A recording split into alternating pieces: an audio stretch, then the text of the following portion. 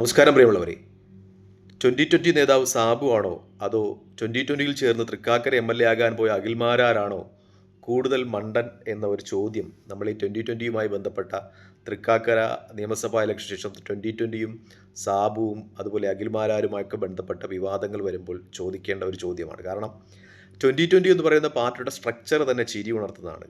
ഇന്നലെ അഖിൽമാരാരുടെ ഒരു പ്രസ്താവന ഉണ്ടായിരുന്നു. അദ്ദേഹം പറഞ്ഞത് തൃക്കാക്കരയിൽ ഇലക്ഷൻ പരാജയപ്പെട്ടതിന് ശേഷം തനിക്ക് അക്കോമഡേഷൻ വേണമെന്ന് പറഞ്ഞു. പാർട്ടിയുടെ കൊല്ലം ജില്ലാ പ്രസിഡന്റ് ആക്കണമെന്ന ആവശ്യം താൻ ഉന്നയിച്ചു. തനിക്ക് അവിടെ നിന്ന് പ്രവർത്തിച്ച് പാർട്ടിയെ മുന്നോട്ട് കൊണ്ടുപോയി കൊല്ലത്തൊക്കെ വലിയ സ്വാധീനമുള്ള പാർട്ടിയാക്കി മാറ്റാൻ കഴിയുമായിരുന്നു എന്നാണ് അഖിൽമാരാർ അവകാശപ്പെടുന്നത്. പക്ഷേ സാബ് പറയുന്നത് 2020ക്ക് അങ്ങനെ ഒരു ജില്ലാ കമ്മിറ്റി ഇല്ല എന്നാണ്.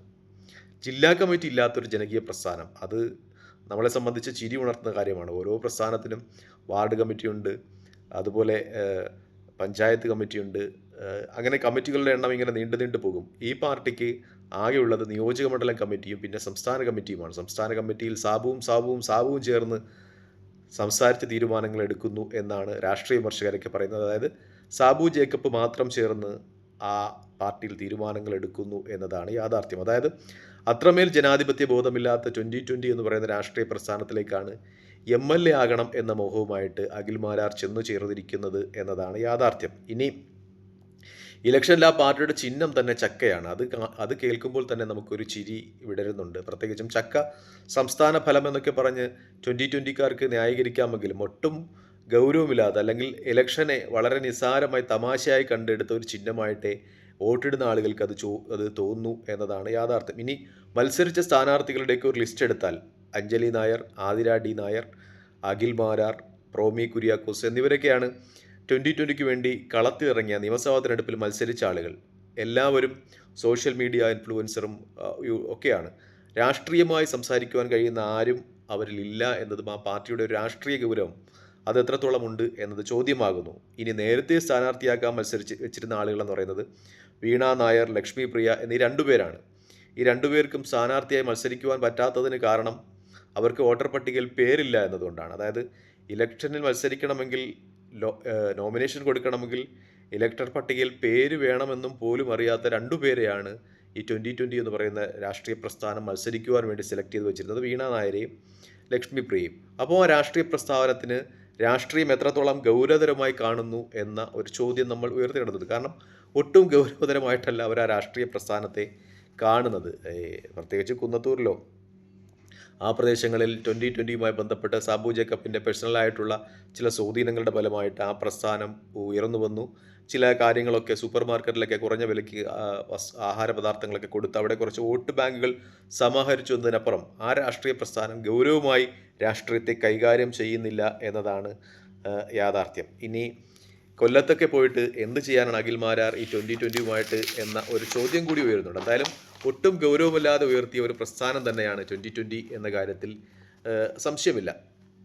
2020ക്ക് ആകെ ഉണ്ടായിരുന്ന വോട്ട് ബാങ്കുകളൊക്കെയും NDAയിലേക്ക് 2020 പോകുവാൻ തീരുമാനിച്ചതോടുകൂടി ഇല്ലാതായി എന്നതാണ് യാഥാർത്ഥ്യം. പ്രത്യേകിച്ച് 2020യുടെ വോട്ട് ബാങ്ക് എന്ന് പറയുന്നത് ക്രൈസ്തവ വോട്ട് ബാങ്കായിരുന്നു, പിന്നീട് മുസ്ലിം വോട്ട് ബാങ്കുകളായിരുന്നു. ഈ രണ്ട് വോട്ട് ബാങ്കുകളും BJPയെ വളരെ ഭയത്തോടുകൂടി തന്നെ വീക്ഷിക്കുന്നത് കൊണ്ട് അവർ NDAയിൽ ചേർന്ന തീരുമാനത്തെ തുടർന്ന് ആ വോട്ടുകളൊക്കെയും ഇല്ലാതായി എന്നതാണ് യാഥാർത്ഥ്യം. അതുകൊണ്ടാണ് കഴിഞ്ഞ പ്രാവശ്യത്തെ ഒരു വോട്ടിംഗ് പാറ്റേൺ അവരുടെ ഏറ്റവും പ്രധാനപ്പെട്ട മണ്ഡലങ്ങളിൽ പോലും നിലനിർത്തുവാൻ കഴിയാത്തത് എന്നത് യാഥാർത്ഥ്യമാണ്. കുന്നത്തുനാട് നിയമസഭാ നിയോജക മണ്ഡലത്തിൽ 2021 ഒരു ഇലക്ഷൻ റിസൾട്ട് നമ്മൾ അവലോകനം ചെയ്താൽ 27.64% വോട്ടുകൾ 2020 പിടിച്ചിട്ടുണ്ട്. BJP 4.66% വോട്ട് പിടിച്ചിട്ടുണ്ട്. അതായത് ആ രണ്ട് വോട്ടുകളും ഇപ്പോൾ NDA മുന്നണിയിൽ 2020 ചേർന്നതിന് ശേഷം ഈ രണ്ട് വോട്ടുകളും ചേരുകയാണെങ്കിൽ 2026 വിജയിക്കുവാൻ പറ്റുന്ന ഒരു തരത്തിലേക്ക് 2020 വരുമായിരുന്നു. പക്ഷേ നിർഭാഗ്യവശാൽ വോട്ടിംഗ് ശതമാനം 2021 അപേക്ഷിച്ച് 2026 2020ക്ക് കുന്നത്തൂർ കുറയുകയായിരുന്നു. 24.97%. അതായത് BJP ഉണ്ടായിട്ട് പോലും വോട്ടിംഗ് ശതമാനം കുറയുകയായിരുന്നു എന്ന് പറയുമ്പോൾ തന്നെ അവിടുത്തെ ന്യൂനപക്ഷ വോട്ടുകൾ അത് BJPയിലേക്ക് പോകുന്നതിന് മടിച്ചു എന്നതാണ് യാഥാർത്ഥ്യം. ഒരുപക്ഷെ 2020 എന്ന് പറയുന്ന രാഷ്ട്രീയ പ്രസ്ഥാനം NDAയുമായി ചേർന്നില്ലായിരുന്നുവെങ്കിൽ എറണാകുളം ജില്ലയിൽ കോൺഗ്രസ്സിന് ഈ ഇത്ര വലിയ വിജയം ഉണ്ടാകുമായിരുന്നില്ല. 14-ൽ 14 സീറ്റും കിട്ടുമായിരുന്നില്ല. 2020 തനിച്ചായിരുന്നു മത്സരിച്ചതെങ്കിൽ കുറച്ച് വോട്ടുകളൊക്കെ ചില മണ്ഡലം കുന്നത്തനാട് പോലെയുള്ള മണ്ഡലങ്ങളിലൊക്കെ വിഘടിപ്പിച്ച് ആ സീറ്റുകളിലൊക്കെ ഒരുപക്ഷേ CPM കുന്നത്തനാടിലെ നിലവിലുള്ള CPM MLA അദ്ദേഹം മികച്ച ആളായിരുന്നു.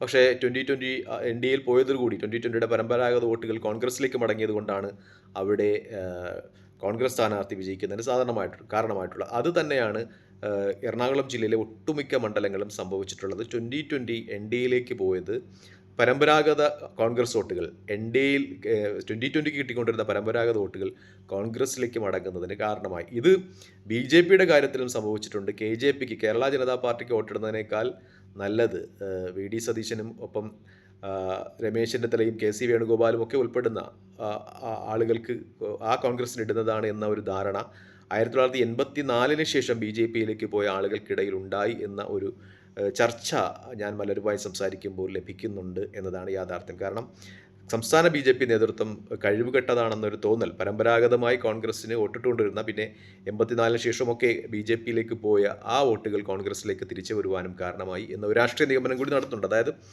ഇനി വരുന്ന നിയമസഭാ തിരഞ്ഞെടുപ്പിലും ലോക്സഭാ തിരഞ്ഞെടുപ്പിലും BJPയും 2020യും ഒക്കെ അവരുടെ രാഷ്ട്രീയപരമായ ഏറ്റവും വലിയ അപജയം നേരിടേണ്ടി വരും.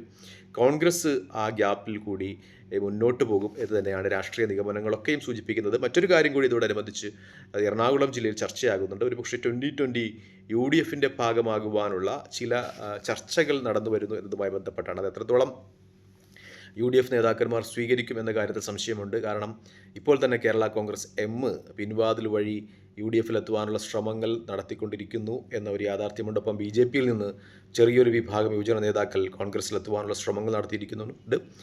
ഇപ്പോൾ തന്നെ കോൺഗ്രസ്സിനകത്ത് അക്കോമഡേഷന് വേണ്ടി ഒരുപാട് ആളുകൾ വാദിക്കുന്നുണ്ട്. പ്രത്യേകിച്ച് MP-മാരും MLA-മാരും ഒന്നും ആകുവാൻ കഴിയാത്ത ആളുകൾ കോർപ്പറേഷനും ബോർഡും ഒക്കെ ചോദിക്കുന്നുണ്ട്.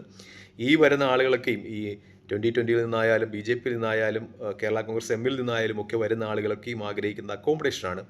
അവർക്ക് ബോർഡ് വേണം, കോർപ്പറേഷൻ വേണം എന്ന വാദങ്ങളുണ്ടാവും. അവരെയൊക്കെ അക്കോമഡേറ്റ് ചെയ്യാൻ കോൺഗ്രസ് പാർട്ടിക്ക് കഴിയാത്ത ഒരവസ്ഥ വരേണ്ടി വരും. അതുകൊണ്ട് മാത്രമാണ് കോൺഗ്രസ് ഇപ്പോൾ ഇത്തരം കാര്യങ്ങളിൽ അമാന്തിക്കുന്നത് എന്ന രാഷ്ട്രീയ ചർച്ചയാണ് വരുന്നത്.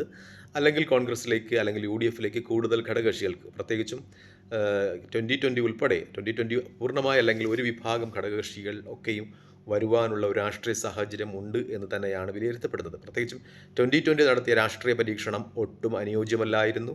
പ്രത്യേകിച്ചും അവർ നിർത്തിയ കാൻഡിഡേറ്റ്സുകൾ പ്രത്യേകിച്ചും അവർ സാമൂഹ്യ മാധ്യമങ്ങളിൽ മാത്രം നിറഞ്ഞു നിന്ന ആളുകളായിരുന്നു. ജനങ്ങളുടെ ഇടയിൽ കൂടുതൽ ഇടപഴകുന്നതിൽ അപര്യാപ്തതയുള്ള ആളുകളായിരുന്നു. ഇതൊക്കെ 2020 എന്ന് പറയുന്ന രാഷ്ട്രീയ പ്രസ്ഥാനത്തിൻ്റെ അപജയത്തിന് കാരണമുണ്ട്. 2020 എറണാകുളത്തിൻ്റെ മണ്ണിൽ ഇനി ഒരിക്കലും തിരിച്ചു വരാത്ത വിധം രാഷ്ട്രീയമായി വലിയ തിരിച്ചടി നേരിട്ട് കഴിഞ്ഞു എന്നതാണ് വാസ്തവം. ആ ഗ്യാപ്പിലേക്ക് കോൺഗ്രസ് കടന്നു കയറുന്നു എന്നത് തന്നെയാണ് രാഷ്ട്രീയ വിലയിരുത്തലൊക്കെയും സൂചിപ്പിക്കുന്നത്. തൽക്കാലം ഈ വീഡിയോ വാങ്ങുകയാണ്. മറ്റു വീഡിയോ കാണുന്നവരെ നന്ദി, നമസ്കാരം, ജയ് ഹിന്ദ്. വീഡിയോ ഇഷ്ടപ്പെടുന്നുണ്ട് ലൈക്ക് ചെയ്യുക, ഷെയർ ചെയ്യുക, കമൻറ്റ് ചെയ്യുക. മറ്റു വീഡിയോ കാണുന്നവരെ ജയ് ഹിന്ദ്.